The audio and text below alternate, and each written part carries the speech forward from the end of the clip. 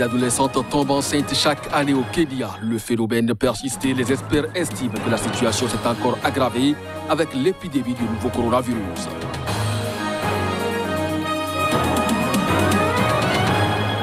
La Cour suprême polonaise a validé lundi la réélection du conservateur Andrzej Duda à la présidence.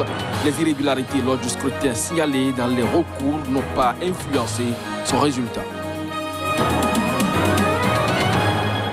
L'opposition au Venezuela boycotte les législatives de décembre prochain. 27 partis politiques ont rendu public une déclaration commune pour annoncer leur intention de ne pas prendre part au scrutin, évoquant un manque de transparence.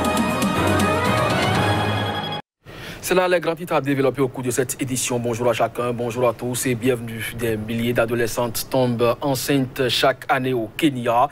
Le phénomène persiste et les experts estiment que la situation s'est encore aggravée cette année du fait de l'épidémie du nouveau coronavirus. Reportage. Le Kenya connaît depuis longtemps un taux élevé de grossesse parmi les adolescentes.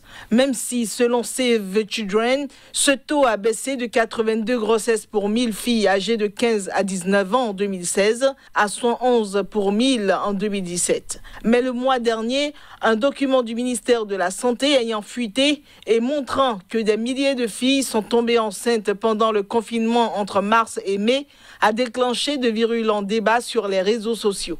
Dans la seule ville de Nairobi, près de 5000 filles sont tombées enceintes, dont plus de 500 étaient âgées seulement de 10 à 14 ans, selon les données compilées par le ministère. Linée, 16 ans, couvre son visage timidement au moment de raconter comment elle a rencontré un homme qui lui a fait des menus cadeaux et donné de l'argent avant de l'abandonner. Je pense que je suis trop jeune pour tomber enceinte. J'ai l'impression que mes amis à la maison vont se moquer de moi. J'ai quitté la campagne sans grossesse pour venir ici et tomber enceinte. Je vais être mère. Je m'en veux.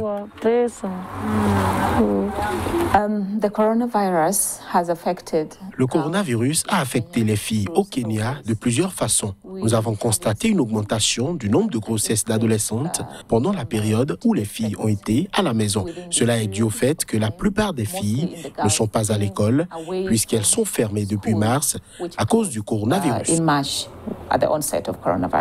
Les institutions religieuses et mouvements conservateurs ont longtemps vu d'un mauvais œil tout effort pour promouvoir l'éducation sexuelle. Les messages transmis aux étudiants seraient basés sur la peur et les critiques ou axés sur l'abstinence, insistant sur le fait que le sexe est dangereux et immoral pour les jeunes. Il n'y aura pas de congé pour le personnel médical au Maroc, décision du ministre de la Santé. Le ministère justifie cette mesure par le nombre élevé de personnes actuellement contaminées au nouveau coronavirus. Le ministère a justifié sa décision par l'évolution de la situation sanitaire du Maroc et a appelé les employés actuellement en congé à regagner leur poste dans les 48 heures. Les autorités avaient recensé dimanche soir 25 537 cas, dont 382 décès depuis le premier, enregistré en mars.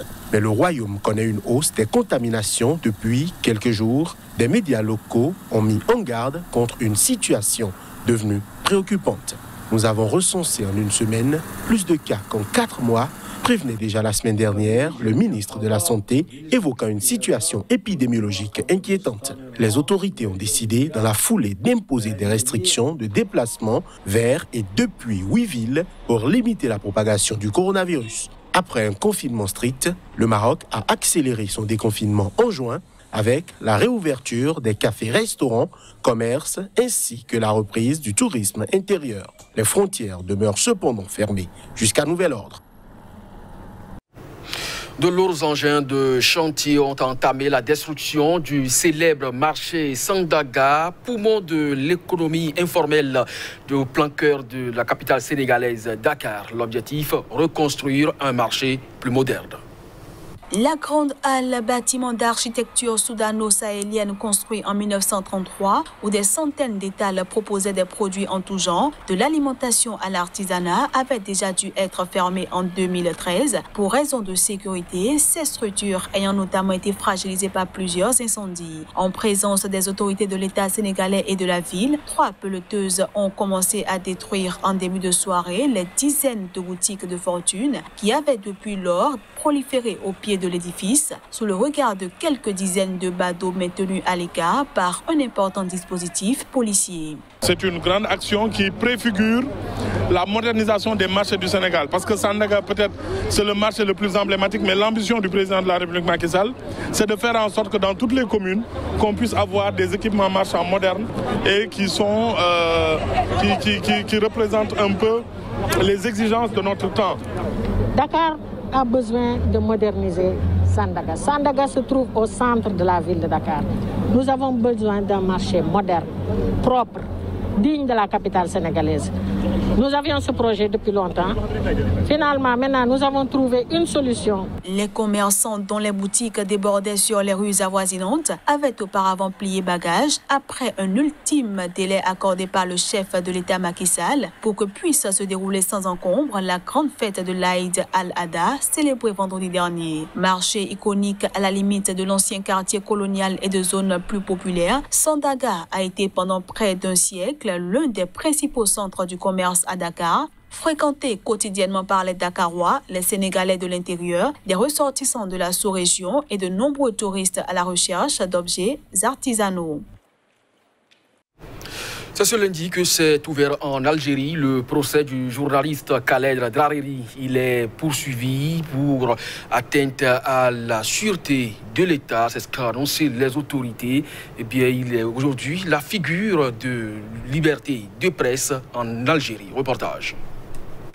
Arrêté en mars dernier, Khaled Drareni, âgé de 40 ans, est le directeur du site d'information en ligne Kazab Tribune et le correspondant de la chaîne de télévision française TV5 et de Reporters sans frontières en Algérie. Drareni est accusé d'incitation à un attroupement non armé et d'atteinte à l'intégrité du territoire national après avoir couvert début mars à Alger une manifestation du Hirak, le soulèvement populaire qui a secoué l'Algérie pendant plus d'1 an jusqu'à sa suspension il y a quelques mois en raison de l'épidémie du coronavirus. Incarcéré au centre pénitentiaire de Koléa, près d'Alger, la capitale, il a été placé en détention préventive le 29 mars. Il risque jusqu'à 10 années d'emprisonnement ferme. Khaled Drareni est jugé aux côtés de 2 figures du Irak qui sont eux en liberté conditionnelle. Accusés des mêmes charges, ces 2 derniers ont bénéficié le 2 juillet d'une remise en liberté provisoire, ce qui avait laissé perplexes les avocats de Drareni maintenu lui en prison.